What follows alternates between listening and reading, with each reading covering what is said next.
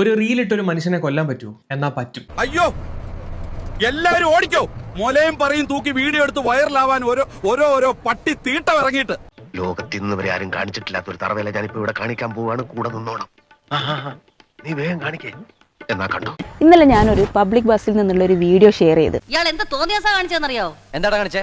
ഞാൻ പറഞ്ഞുതരാം. ഒരാള് മനഃപൂർവ്വം എന്റെ ശരീരത്തിൽ സ്പർശിക്കുന്ന ഒരു വീഡിയോ. അയ്യോ ആശാനെ, ഈ പറഞ്ഞ സാധനം അമ്മച്ചാണ്, ഞാൻ ചെയ്തിട്ടില്ല. ശരിക്കിത് കാണിക്കുന്നത് എന്താണെന്നറിയോ? അയാൾക്ക് അയാളുടെ ഇമ്പൾസ് കൺട്രോൾ ചെയ്യാനുള്ള ശേഷിയില്ല.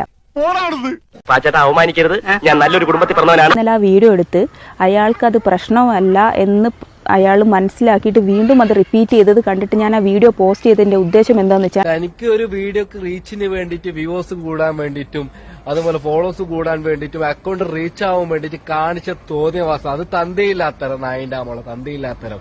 ഇത് മാക്സിമം ആളുകളിലേക്ക് എത്തിക്കുക. ബെസ്റ്റ്. ഞാനിനി എന്താ ചേട്ടാ ചെയ്യേണ്ടത്? ഒന്ന് പറഞ്ഞതാ. നമ്മുടെ നാടാകെ മാറിപ്പോയടാ.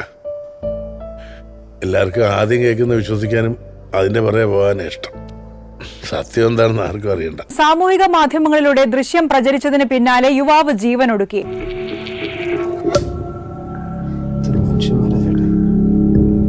ഇത് പൂര കുഴപ്പാവും.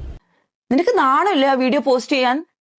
എങ്ങനെ തോന്നി ആ ഒരു വീഡിയോ പോസ്റ്റ് ചെയ്യാൻ? ഒരു മനുഷ്യന് അഭിമാനം ഉണ്ടായതുകൊണ്ടാണ് ആ മനുഷ്യന് അത് സഹിക്കാൻ പറ്റാഞ്ഞത്.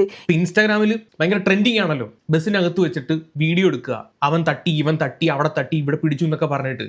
ഈ പെണ്ണ് ആരാന്നും ഇവളെന്താ ചെയ്ത് കൂട്ടിയിട്ടുള്ളത് എന്നുള്ളതൊക്കെ എല്ലാവർക്കും അറിയണ കേസ്. പക്ഷെ ഇവളെ ഫോളോവേഴ്സിന്റെ അക്കൗണ്ട് 9,000 എന്നുള്ളടത്ത് നിന്ന് 11,000 മാറി.